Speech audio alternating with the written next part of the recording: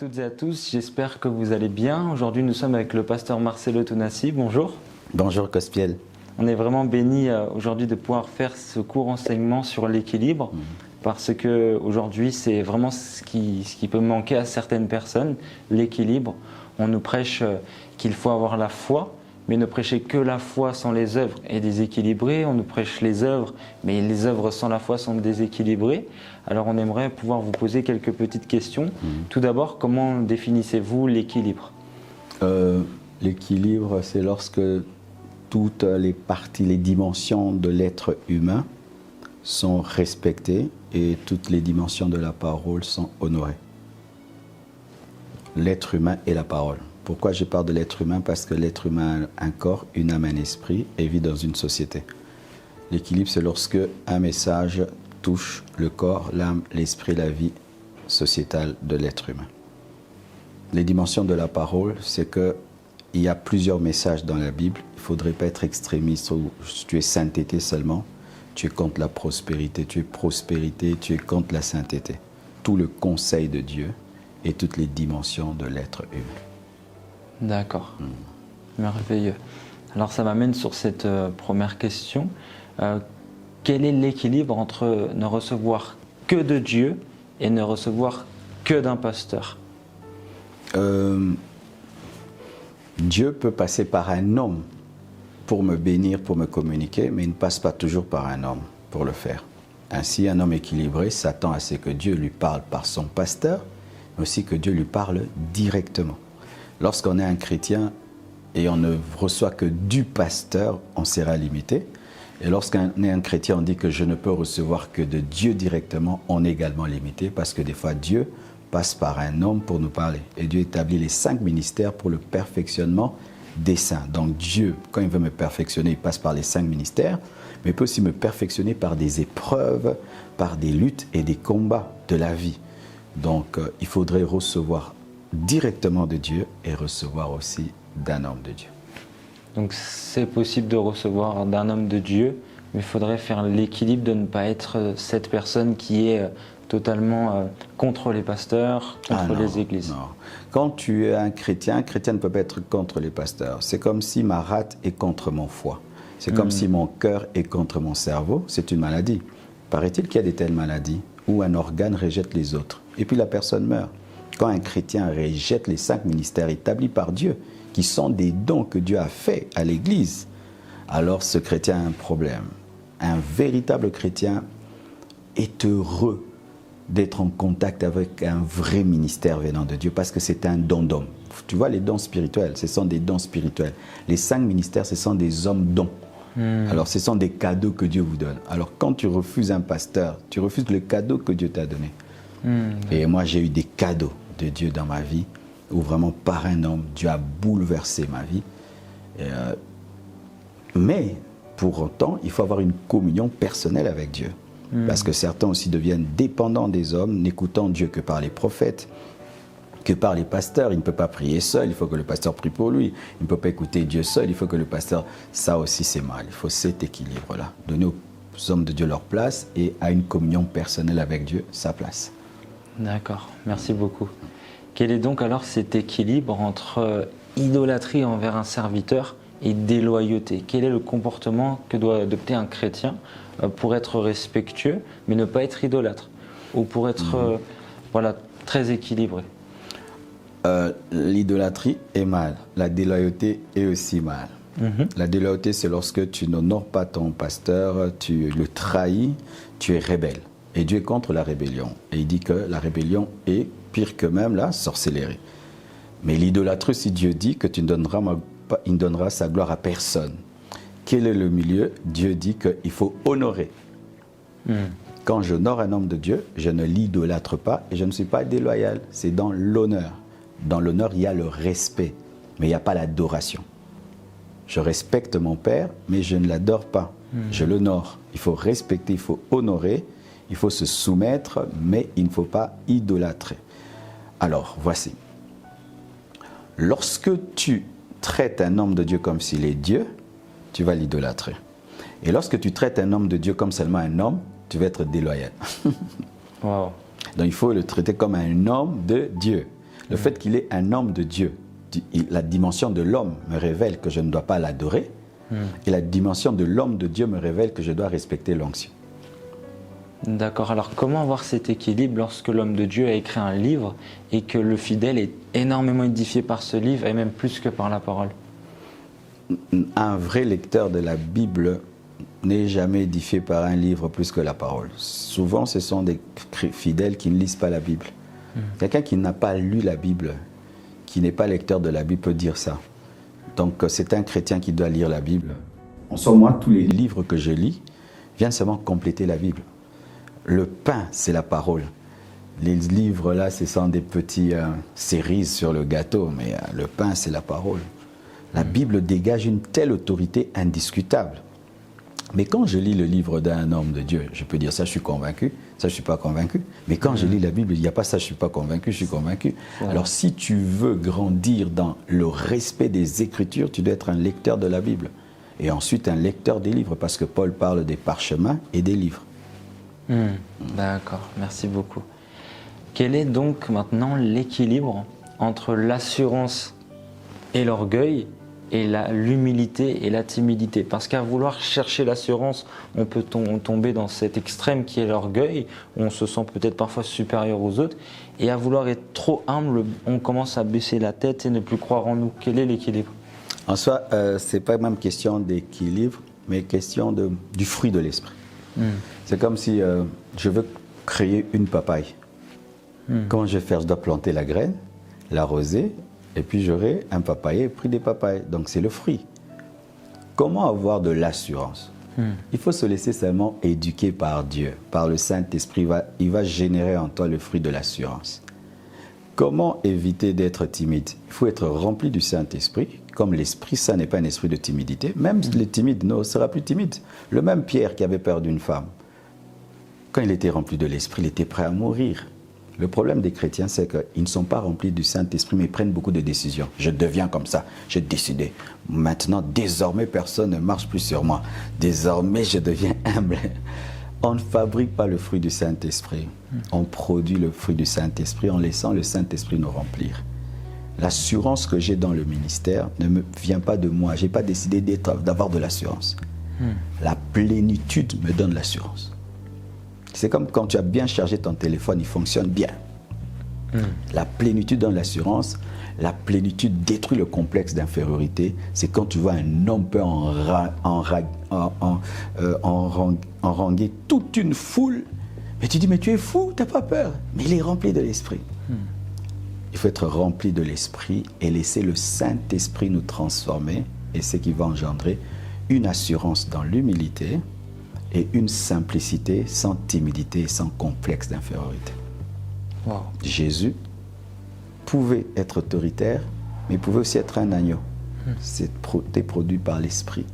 Il faut laisser l'esprit nous transformer. Sinon, ce sera, tu lis un livre de motivation, développement personnel, tu décides, désormais, personne ne marche plus, c'est charnel. Et quand c'est charnel, il y aura de la méchanceté dedans, il y aura de l'orgueil dedans, il y aura un complexe dedans. Mais quand c'est produit par l'esprit, c'est pur. Donc il existe une dimension d'autorité où Dieu nous utilise puissamment, mais ça reste de l'humilité. De l'humilité, de l'humilité. Regarde Paul, avec tous les miracles, il dit qu'il est le dernier des apôtres. Wow. Il a fait un travail plus que tous. Et il peut dire, j'ai travaillé plus que tous. Le même qui dit, j'ai travaillé plus que tous, il dit, je suis le dernier des apôtres. Lui-même qui a travaillé plus que tous, il dit, je suis Paul, prisonnier du Seigneur. Comment cet homme qui était colérique, nerveux, qui pouvait tuer, a atteint cette dimension? C'est dans la communion avec le Saint-Esprit qu'on produit le fruit. Où l'Esprit lui-même te dit, vaillant héros. Vaillant héros. Oh moi, tu es un vaillant héros. Moi, il m'avait dit un jour, si tes ennemis ont un front en bronze, je te donnerai un front en diamant. Arrête de pleurer. Dresse-toi debout. Crois. Oh, Dieu. Et quand Dieu te le dit, il ne te le dit pas pour faire de toi un orgueilleux. Il fait de toi un homme fort pour aider les autres. Alléluia. Ce n'est même pas pour nous-mêmes, parce que je ne peux pas dire j'ai de l'assurance pour moi-même. Non, on ne vit plus pour soi. J'ai de l'assurance pour sauver. Parce que même un médecin qui tremble va tuer. Un médecin qui tremble va pas bien opérer. Et Dieu, quand il a un serviteur qui n'est pas sûr de lui, il ne va pas sauver les âmes, parce qu'il faut prêcher la Bible avec assurance, avec une pleine conviction. Oui. ça doit être un fruit de l'esprit. Et si c'est produit par l'esprit, il y a de l'équilibre. Quand c'est produit par la chair, il y a soit de l'orgueil, soit le complexe d'infériorité. D'accord, c'était très clair. Une autre question, comment avoir l'équilibre dans les finances entre tout donner à l'Église et ne rien donner à Dieu? On a déjà connu des mamans... Tout donner à l'Église et rien donner à Dieu, comment? Quand on donne à l'Église, on ne donne pas à Dieu. Alors non, c'est de dire, il y a des personnes qui vont tout donner à l'Église, leurs enfants n'ont plus rien. Ah. Et puis les enfants ne mangent plus. J'ai connu des mamans qui avaient tellement donné à l'Église, donné au pasteur, que les enfants ne mangeaient plus à leur faim. C'est pas bon. Mais il y a des personnes, eux, qui réussissent leur vie et qui veulent rien donner à Dieu. Où est l'équilibre? Ok. Ben, Dieu ne nous demande pas de tout donner, déjà. Ok. Parce que déjà, quand tu vois dans la Bible, Dieu dit « Tu mangeras de tous les arbres du jardin, sauf ». Donc, Adam a vraiment mangé beaucoup. Sauf. Même quand il parle de la dîme, il ne demande que le 1/10. Tu vois? Et Dieu n'est pas un meurtrier. Dieu n'est pas un méchant. Si on utilise le verset de la veuve de Sarepta qui avait tout donné, elle avait fait une seule fois dans sa vie. Et quand elle a fait une seule fois, il y a eu un miracle. Il y a eu des gâteaux, il y a eu du miel. On ne va pas prendre ce verset-là de la veuve de Sarepta où elle a donné une fois toute sa vie tout pour prêcher ça tous les jours à quelqu'un. Donne tout, donne tout. Même le pasteur qui demande ça, est-ce que lui donne tout? Hein? Moi, j'aime pas ça. J'aime pas un leadership de méchanceté. Moi, il y a des gens qui sont venus me donner de l'argent, je leur ai rendu de l'argent. Un jour, je paye mon chauffeur. Il avait fait des années sans travail. Puis Dieu m'a dit, engage le frère là de l'église. Il est devenu mon chauffeur. Et je lui ai donné son premier salaire. Et il est venu me le donner comme prémisse. Dieu m'a dit, prends et puis rends-lui. Et puis j'ai dit, Dieu a pris un, mais c'est pour toi. Wow. Parce qu'il en avait plus besoin que moi et Dieu m'avait dit de lui rendre. Il ne faut pas prendre les dîmes pour les dîmes, les offrandes pour les offrandes. Notre ministère, ce ne sont pas les dîmes, les offrandes. Notre ministère, c'est l'amour. Et d'ailleurs, pasteur Vernon, c'est celui qui m'avait même poussé à faire des fois de telles choses. Une fois, une veuve vient, elle lui offre sa parcelle et sa maison. Et il a pris, il a dit non, tu en as plus besoin que moi. Il lui a rendu. Wow. Je connais un homme de Dieu, une fois il a demandé de l'argent, il avait besoin de 50 000 $. Et on lui a donné 50 000. Quelqu'un d'autre est venu ajouter, il a dit non, j'avais besoin de 50 000, tu peux rentrer. Même Élisée a refusé de prendre l'offrande de Naaman. Donc on ne doit pas être là, l'offrande, comme si c'est ça notre vie. Nous, notre vie, c'est bâtir, sauver les vies. On a besoin d'argent pour l'œuvre de Dieu. C'est vrai, il y a l'offrande, il faut donner l'offrande. Mais ça ne vient pas au-dessus. Ce n'est pas la priorité d'abord. Alors, quelqu'un qui donne tout à l'église au point de faire souffrir sa famille, la Bible dit aussi que celui qui ne prend pas soin des siens est pire qu'un infidèle. Si tu ne peux pas prendre soin de tes enfants, tu ne peux pas prendre soin de l'église de Dieu. Dieu nous demande de donner des offrandes de qualité. Des fois, Dieu peut te dire de tout donner. Une fois ou deux fois. Moi, pendant une année, dans mon ministère, quand j'ai commencé l'église, Dieu m'avait demandé le 3/4 de tout ce que j'avais. Pendant une année, je donnais le 3/4. La deuxième année, je donnais tout. Mais après, il a dit, c'est bon. Maintenant, tu vas commencer à donner comme cela. C'était une saison, mais ce n'est pas toute ma vie. Il m'est arrivé, des fois convaincu par l'Esprit, Dieu me dit, prends tout ce que tu as, donne. Et je donne, et puis il y a une explosion. Mais ce n'est pas tous les jours de ma vie, quand je vais à l'église, que Dieu me dit de prendre tout, de lui donner. Non. Parce que même quand je ne donne pas tout, tout ce qui est à moi est à Dieu. Alors maintenant, les autres qui tombent dans l'autre extrême, qui ne donnent rien à Dieu, ce sont des ingrats et des idolâtres. Parce que c'est par le don qu'on reconnaît qu'un homme est libéré de l'argent et du matérialisme. Tant que tu n'as pas donné une chose, tant que tu n'as pas donné de l'argent, tu n'as pas encore vaincu la cupidité. Et pourquoi nous donnons notre offrande? C'est parce que nous voulons dire à Dieu, c'est toi qui m'as donné ma richesse, tu es la source de ma richesse. Quand Dieu me donne la santé, je lui dis merci avec ma bouche, la force de mon corps. Mais quand Dieu me bénit financièrement, je dis merci en prenant dans ce qu'il m'a donné une partie pour lui dire merci. Parce que les actions de grâce ne doivent pas seulement être verbales. Quand Dieu me bénit financièrement, je rends grâce financièrement. Qu'il me bénit verbalement, je chante. Donc il faut l'équilibre entre les deux, c'est ça. C'est bien répondu, merci beaucoup. Quel est l'équilibre entre avoir un grand ministère où les fidèles viennent, demandent des prières, on est très demandé, des conférences, des séminaires, des voyages. Quel est cet équilibre entre ce grand ministère et une vie de famille? Avoir des enfants et peut-être même un travail pour certains. Il faut un agenda. Moi, par exemple, lundi, je ne sors pas. c'est pour ma femme, mes enfants. Amen. Samedi, je ne sors pas. Donc l'église, c'est mardi, mercredi, jeudi, vendredi et dimanche. De deux, comme les enfants vont à l'école très tôt matin, le matin, je ne prie plus beaucoup comme avant, quand ils allaient à 11h, 12h. Je me réveille tôt, je lis ma Bible, je prie et j'arrête un peu plus tôt pour manger avec eux le matin avant qu'ils n'aient à l'école, pour qu'on fasse le culte familial. Parce qu'eux, ils vont à l'école à 7h, ils rentrent à 15h, 16h. Et des fois, c'est quand moi aussi je vais à l'église. Donc, je ne dois pas rater leur matin.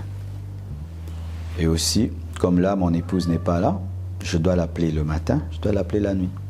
Elle doit dormir avec moi, elle se réveille avec moi. Donc, je dois l'appeler en vidéo le matin, je l'appelle le soir. Le matin, le soir, c'est une routine, mais importante. Et les enfants, je chatte avec eux tout le temps, que papa est présent. Il faut un horaire, un agenda. Et pour celui qui travaille, parce qu'il y a certains qui sont appelés à temps partiel, et certains qui sont très engagés dans leurs églises sans pour autant être pasteurs à plein temps. Il faut t'organiser. Je vais au travail de telle heure à telle heure, puis je suis à l'église, mais après, j'ai ma famille avec moi. Et n'est pas toujours ramener le travail à la maison, parce que certains, ils ramènent le travail à la maison. Donc, il faut savoir s'arrêter, ne pas être le bourreau de soi-même. Et même le téléphone, ben, tu vois là, il est en mode avion. Personne ne mourra parce que je n'ai pas pris mon téléphone. Des fois, nous pensons qu'il faut être tout ton téléphone. S'il ne t'a pas, il va chercher quelqu'un d'autre. Apprendre à éteindre le téléphone pour être disponible pour ta femme, disponible pour tes enfants. Donc il faudrait commencer à croire que Dieu s'occupe des personnes. Des autres. Même si nous, on se repose. Paul est mort, l'église n'est pas morte. Pierre est mort, l'église n'est pas morte. Ils vont pleurer. Moi, quand je vais dans les deuils des pasteurs, là, je regarde comment les fidèles pleurent. Je dis, ils pleurent, mais ils ne meurent pas. Hein? Donc si ces pasteurs-là s'est tué pour eux, là, mais d'autres même vont trouver une autre église. Ah, le pasteur est mort, il n'y a plus d'onction à l'église. Ils vont ailleurs. Pasteur, fais ce que tu peux. Ce que tu ne peux pas, va dormir. Laisse Dieu le faire. Amen. Et c'est là aussi où des fois Dieu nous demande de lâcher prise. Et c'est là où Dieu fait croître aussi. Moi, quand j'ai lu le verset où Jésus-Christ a dit à ses disciples d'aller dormir, vous avez beaucoup de travail, j'étais étonné. Reposez-vous. Oh! Dieu a créé le repos alors qu'il ne se fatigue pas. Le 7e jour a été créé, Dieu se repose alors que Dieu ne transpire pas. Si celui qui ne transpire pas se repose, alors nous qui transpirons et qui nous fatiguons. Wow. Ok, merci beaucoup. Et même le repos est appelé paradis. Amen. Celui qui ne se repose pas n'a pas de paradis. Parce que le repos, c'est ça, le jour du Seigneur. Et Dieu dit, entre dans mon repos. Le paradis, c'est le repos. Un jour, ma fille m'a regardé. Papa, j'ai un cadeau pour toi. J'ai cru qu'elle allait m'offrir quelque chose. Elle a dit, reçois le repos. C'est pourquoi j'aime beaucoup le sommeil. Parmi les choses que Dieu a créées, il y a une chose que j'aime, dormir. C'est un bonheur de dormir comme un bébé. Parce que là, j'oublie tous mes problèmes, que je suis pasteur, que j'ai des charges. Vraiment, j'aime dormir. C'est parmi les choses qu'il ne faut pas me prendre. J'aime quand je dors. Wow. Merci beaucoup. Une autre question qui nous vient naturellement, comment avoir un équilibre lorsqu'on est chrétien et qu'on a des amis du monde? Quelle est la limite à avoir? Avant, on disait aux gens, quand tu te convertis, rejette-les totalement. On s'est rendu compte qu'en coupant tout, on ne sait plus les gagner.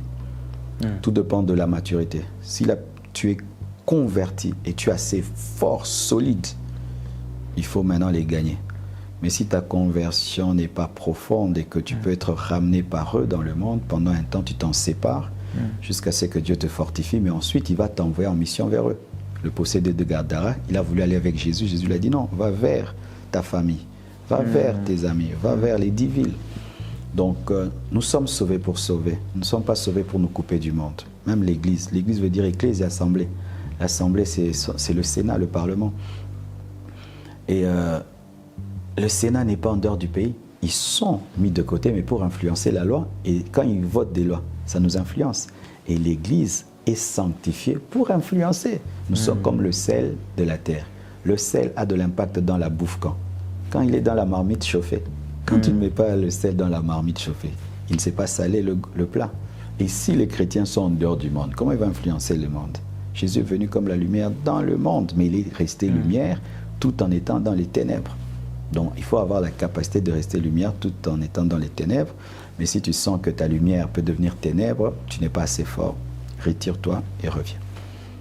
D'accord. Donc ce serait un déséquilibre de rester qu'entre chrétiens. Non, c'est une mauvaise sanctification parce que se sont sanctifiés dans la chambre haute. Mais quand ils ont reçu le feu les a tirés vers la porte. Tant qu'ils n'avaient pas le feu, ils étaient dans la chambre. Quand ils ont eu le feu, la porte. Oui. La vraie sanctification nous pousse vers les païens parce qu'on est loin pour eux.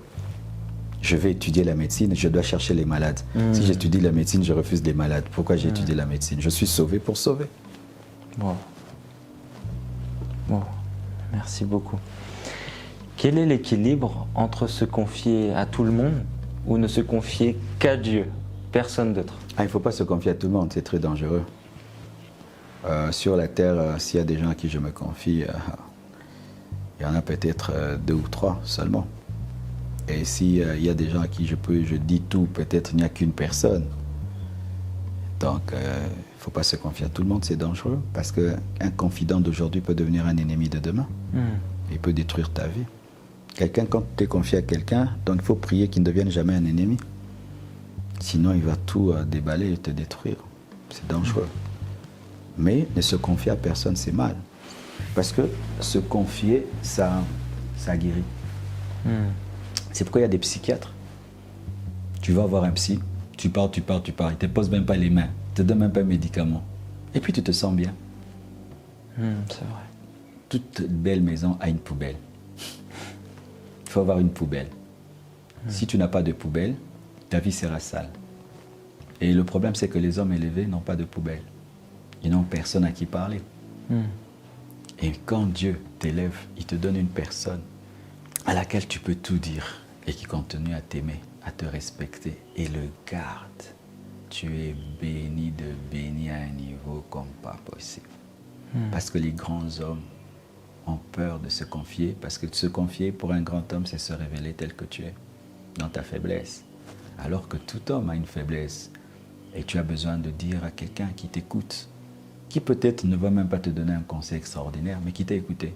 Et le fait seulement de te libérer, tu es libéré de cette force de ténèbres ou bien de cette dépression. On a besoin. C'est pourquoi Dieu a dit qu'il n'est pas bon que l'homme soit seul. Adam avait besoin de causer, de parler. Si Adam avait tout sans Ève, on allait avoir un fou Adam. Adam le fou. Adam le fou. Donc il faut avoir quelqu'un. Mais ceux qui ont décidé, je me confie à personne, c'est mal. Tu vas tomber malade. Un jour, tu vas te déprimer, tu vas craquer.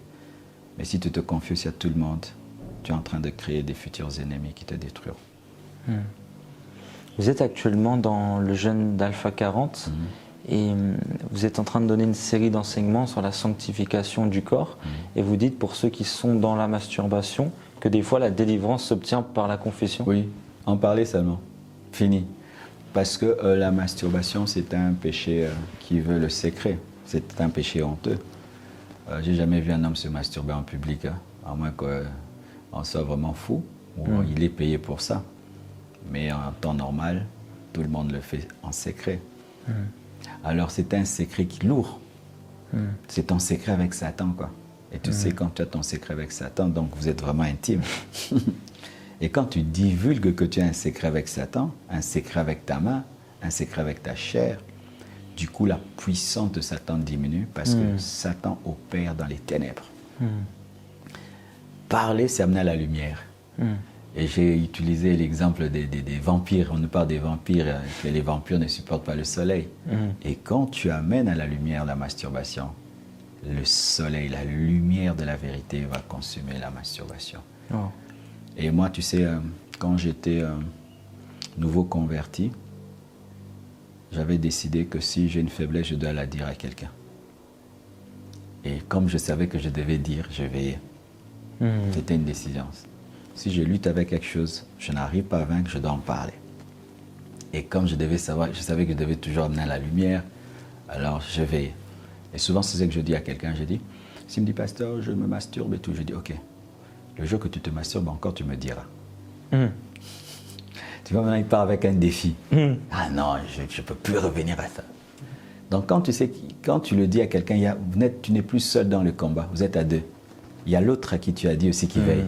C'est devenu aussi son combat. Et donc tu sais que tu luttes, pas seul, mais avec un autre. Qui te dira, ça va maintenant? Parce que des fois, certains me disent ça et puis je les appelle. Comment ça va? Ah, pasteur, je le faisais une fois par mois, mais j'ai fait 6 mois, je n'ai pas fait. Wow. Ah, j'ai dit, c'est le mal, mais félicitations, courage. Tu peux faire 1 année, tu peux faire 2 ans. Ok, je peux, parce que si tu as pu faire 6 mois, donc tu peux. Oui. Et comme ça, après, ils te disent, pasteur, je me demande même qu'est-ce qui me prenait, quoi. C'était quoi ça? J'ai dit, ah, c'est le diable. D'accord. Merci beaucoup. Notre dernière question. Quel est donc l'équilibre entre l'évangile de pauvreté et l'évangile de prospérité? Moi, j'étais dans les deux. Hein. Moi, quand je me suis converti, c'était l'évangile de la pauvreté. Bien s'habiller, c'était un péché. Tu veux séduire les sœurs. Donc, s'habiller mal tout le temps, tous tes beaux habits, tu les gardes. Même ta famille te dit, mais Marcelo, tu étais beau quand tu étais païen. Depuis que tu es chrétien, vraiment, on ne te reconnaît plus. Et quand quelqu'un est riche, vous le trouvez charnel. Les riches de l'église, pour nous, c'était les charnels, les gens remplis de démons. On avait besoin d'eux que seulement pour contribuer, mais on savait qu'ils n'avaient même pas de vie de prière. Et alors, ensuite, un évangile est venu. C'était maintenant la richesse à l'extrême. On parlait que d'argent. Un chrétien délivré est riche. Si tu es pauvre, tu as des démons. C'était une extrême. Aujourd'hui, voici ce que je crois. Que la première richesse d'un chrétien, c'est Jésus. Amen. 2, je crois que tout chrétien est béni. 3, je crois que ce n'est pas tout le monde qui est appelé à être milliardaire. Non, tout le monde ne sera pas millionnaire. Je vois Paul n'était pas millionnaire. Les Pierres, ils ont réussi. Réussir dans la vie, ce n'est pas être riche, c'est atteindre ta destinée. Paul a atteint sa destinée, il a réussi. Dans le plan de Dieu pour Paul, ce n'était pas être milliardaire, c'était influencer la terre, amener la doctrine de Christ. Mais Salomon, il devait être riche. Abraham devait être riche. Jacob devait être riche. Donc, il faut découvrir ta destinée. Si dans ta destinée, il faut que tu aies beaucoup d'argent, ne te prive pas d'avoir beaucoup d'argent.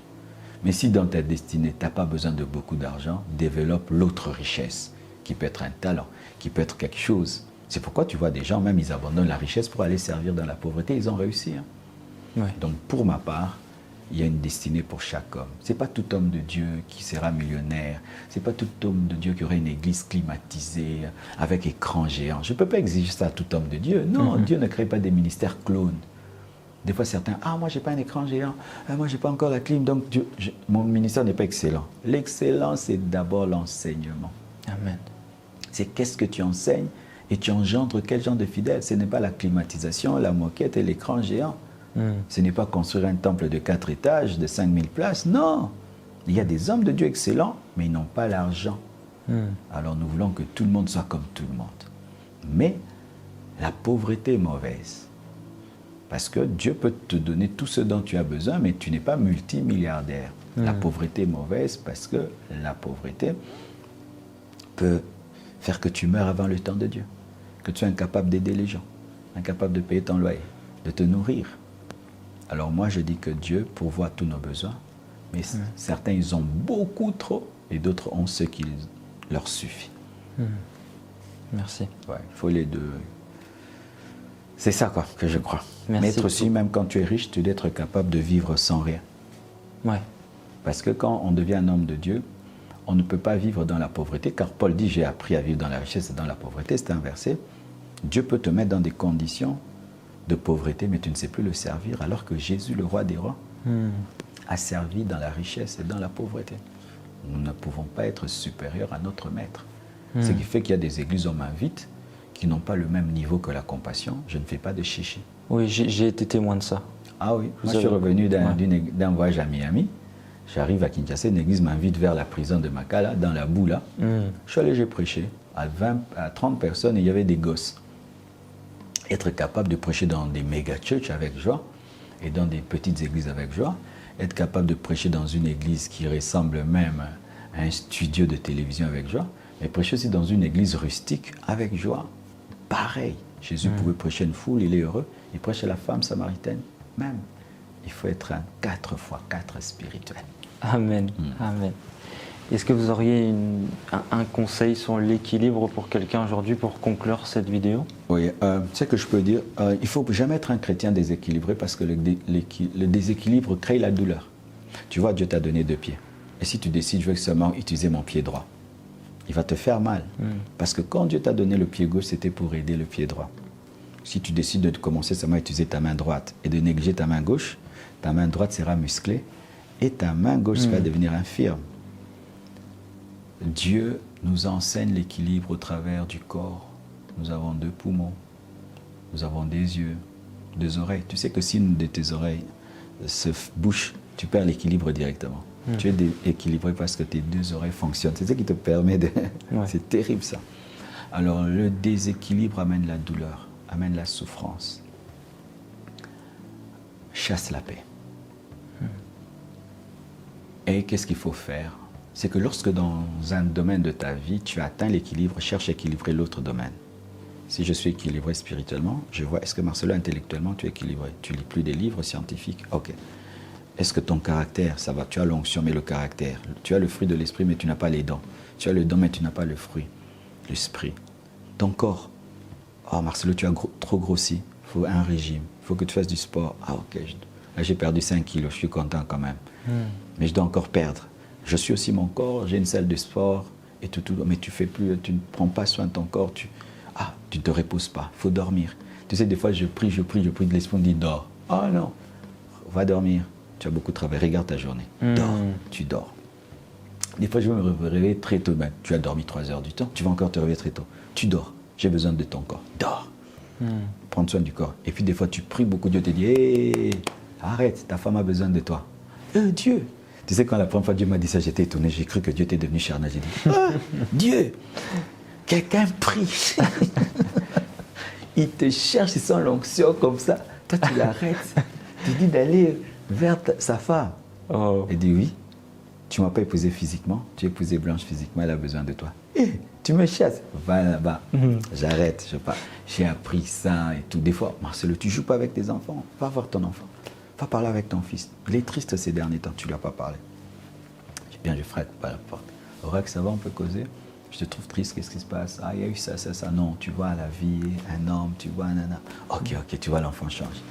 Des fois, tu t'occupes peut-être trop du garçon. Mais ta petite fille, là, Chifra. Ok, un jour, tu dors sur son lit, tu lui racontes des histoires. Mais l'autre, la grande, donc tout le temps. Mais c'est pas facile. C'est pourquoi, quand tu as beaucoup de choses à faire, il faut être un jongleur. Tu vois, le jongleur, il ne tient aucune balle en permanence. Si tu tiens que l'esprit en permanence, les autres balles tombent.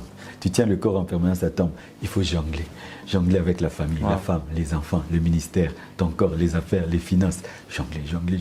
Maintenant, tu as 10 balles, 20 balles, 50 balles, 100 balles. Et c'est ce qui maintient la concentration et la vie. Être très occupé. D'accord. Merci beaucoup. Merci. Merci beaucoup. Merci à vous de nous avoir suivis. C'était vraiment un plaisir et n'hésitez pas à vous abonner et activer la cloche. On n'est pas youtubeur, mais on doit le faire. Merci beaucoup. Merci, pasteur. Merci.